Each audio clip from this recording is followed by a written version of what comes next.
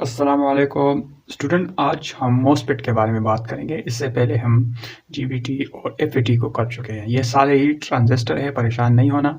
लेकिन आजकल हमारे यूपीएस में और चार्जर में जब से ज़्यादा इस्तेमाल होने वाला तकरीबन यही मोसफेट है। इसके बारे में हम पढ़ेंगे।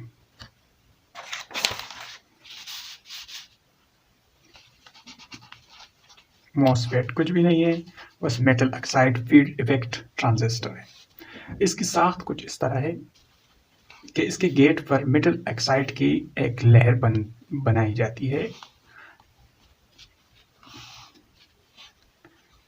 Gate, drain, source. इधर ऑक्साइड की एक लेयर होती है जिसकी वजह से हम इसको metal oxide field effect transistor कहते हैं। अब जिस तरह आईजीटी में और ईफीटी में सिंपल ट्रांजिस्टर में एन था, इसमें एन टाइप और पी टाइप चैनल होते हैं। एन टाइप चैनल और पी टाइप वही बात वही है, परेशान नहीं होना। सिर्फ चेंज हो गया है इसके नाम। वो पी एन पी की बजाय ये एन टाइप चैनल हो गया और पी एन पी की बजाय ये पी टाइप चैनल हो गया। अच्छा, अब इसके दो किस्म के मोड होते हैं जिसमें हम इसको अपनी फायदा ले सकते हैं। एक को कहते हैं डिप्लीशन मोड, जबकि दूसरा हो एनहेंसमेंट। इसके नाम से जिस तरह जाहिर है कि एनहेंसमेंट इसकी क्वालिटी थोड़ी बेहतर है। जब इसको सिग्नल दिया जाता है तो ये क्वालिटी को बेहतर करता है, जबकि डिप्लीशन मोड में इसकी कंडक्शन वाली खासियत कम हो जाती है। गेट के मकाम पर पहले कंडक्शन ज़्यादा होती है, लेकिन जब सिग्नल दी जाए तो कंडक्शन वाली खासियत कम हो जाती है।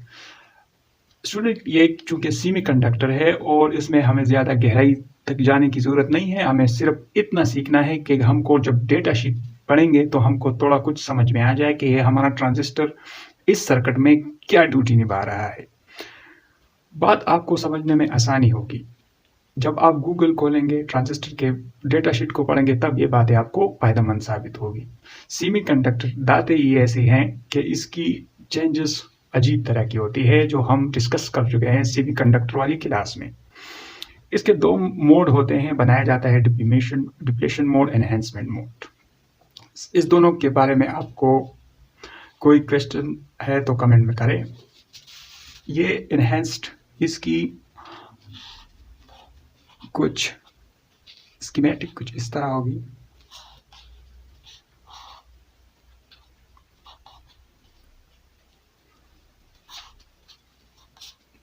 Source, drain. डिप्लीशन मोड की गेट हो गया तुम्हारा। गेट जिस पर सिग्नल आते हैं, दूसरे ट्रांजिस्टर से भी आ सकते हैं, आईसी से भी आ सकती है, और भी कहीं फंक्शन माइक्रो कंट्रोलर से भी आ सकती है। कहीं से भी छोटा सा सिग्नल लेती है जिसको बढ़ाती है और हमारा आगे काम करती है। Source, drain. ये मोसफेट के, अब चूंकि ये इधर रीजन है, मेटल ऑक्साइड की लेयर है, जितनी वेलोसिटी का हम प्रेशर इस पे डालते हैं वही मोड इसका बन जाता है। और फिर इस मेटल ऑक्साइड के मुख्तलिफ अकसाम होते हैं और मुख्तलिफ एप्लीकेशन हैं। अगर हमको इस मोसफेट को 3 तरीके से, जो मेन तरीके हैं उसके लिए इस्तेमाल कर सकते हैं। एप्लीकेशन जिसके मुताबिक जिस तरह हमें काम इनसे निकालना होता है, उसके 3 रीजन है। एक है कट ऑफ वाले रीजन, यानी वो मकाम जहां तक करंट पहुंच जाए तो वो ऐसी कारकर्दगी दिखाता है। यानी कट ऑफ एक ओपन स्विच की तरह है, बस आपको कोई चीज बंद करना हो कुछ वैल्यू देकर। ये सब सिग्नल आईसी से आते हैं। जिस तरह सर्किट को जिस टाइम जिस चीज़ की ज़रूरत होती है, वो सब जिम्मेदारी आईसी का है। आईसी पे पैगाम पहुंचाती है हमारे गेट पर। तो ऐसा अगर कोई चीज़ लगा हो, जैसे कि मैं एक बनाता हूँ, गेट हो गया तुम्हारा, सोर्स और ड्रेन। इधर एक डायोड लगाया, फोटो डायोड। अब इसको एनर्जी देना यानी ऑन ऑफ करनी है बस सिर्फ उसको, तो उसकी कट ऑफ वाली मॉसफेट की कट ऑफ वाली रीजन को हम इस्तेमाल करते हैं।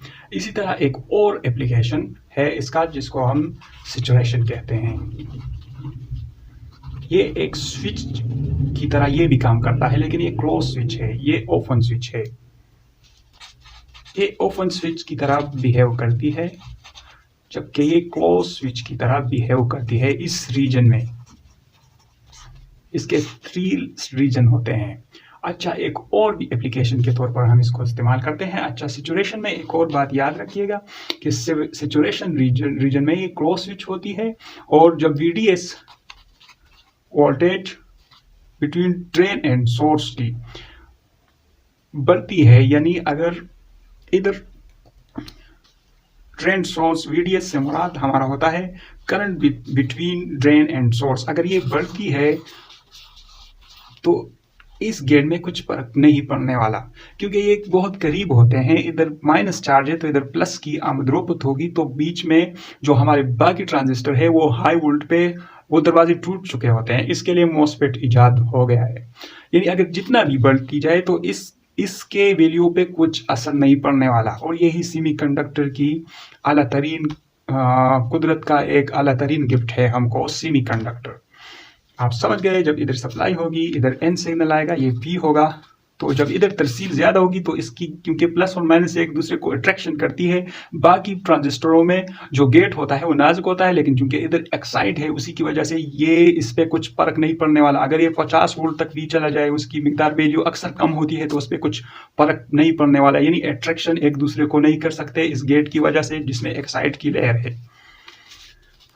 अच्छा, एक और भी इसमें आता है रीजन जिसको हम ओमिक रीजन कहते हैं, IDS। अब IDS क्या है, परेशान नहीं होना, इसके बीच जो करंट होता है IDS ड्रेन सोर्स बिटवीन की जो करंट होती है उससे मुराद हमारा IDS होता है। VDS हो गया, VGS तो गेट बिटवीन सोर्स, और VGD हो गया तो ये गेट बिटवीन ड्रेन हो गया। ये बहुत इजी आसान सी बातें हैं। आपको अगर सेमीकंडक्टर समझ गए तो आप ट्रांजिस्टर समझ गए, ट्रांजिस्टर समझ गए तो IC समझ गए, IC समझ गए तो माइक्रो कंट्रोलर समझ गए, और जब ये चीज़ें समझ गए तो रजिस्टर और कैपेसिटर को चेक करना, उसको लगाना, तो वो बहुत मामूली सा काम है। बस आपको सिर्फ सेमीकंडक्टर पे ध्यान देना चाहिए, तो आप इलेक्ट्रॉनिक्स के एक अच्छे उस्ताद और अच्छे कारीगर बन जाएंगे। अच्छा, IDS की करंट जब ज़्यादा हो जाए, जब इधर करंट ज़्यादा हो जाए, पहले वोल्ट की बात हो रही थी, जब ट्रांस की मिकदार ज़्यादा हो जाए तो VDS बढ़ती है, तो इसके साथ वोल्टेज भी बढ़ जाती है। जब ये दोनों बढ़ जाती है तो इस ओमिक वाली रीजन को हम ज़्यादातर एप्लीकेशन के लिए एम्पलीफायर हो गया, उसके लिए एप्लीकेशन के लिए हम ज़्यादातर इसी रीजन को इस्तेमाल करते हैं कि करंट बढ़ाते हैं तो साथ में वोल्टेज भी बढ़ती है। जब इस गेट पे हम अगर करंट को ज़्यादा कर ले, IC करेगी ये सब इंतज़ामात, उसको ऑटो कपलर पैगाम भेजेगा कि आउटपुट पे करंट को बढ़ा दो, तो ये इधर आएगी, तो ये इस गेट को उसके मुताबिक सिग्नल पहुँचाती रहेगी, तो रीजन चेंज होते रहेंगे।